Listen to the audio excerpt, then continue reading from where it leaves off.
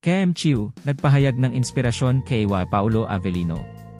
Sa isang panayam kay Kim Chiu, kaugnay ng kanyang bagong endorsement, tinanong ang It's Showtime host tungkol sa kanyang bagong post kung saan makikitang kasama ang kanyang rumored boyfriend na si Paulo Avellino habang nasa background ang Bulkang Mayon. Ayon kay Kim sa kanyang post, napagtripan ko mag-jump shot ngayong umaga, laughing emoji, ni Swan at Paulo Avellino. Kuha raw ang larawan noong June 11, Miyerkules, sa Albany kung saan makikita ang Mayon Volcano.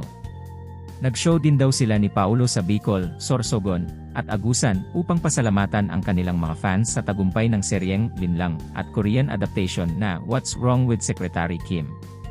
Punong-puno ang buong plaza nung mag-perform kami, dagdag niya.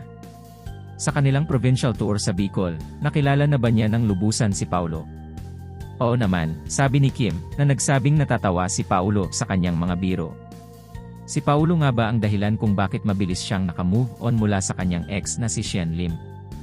Ang bilis niyo po sa balita talaga, tugon ni Kim.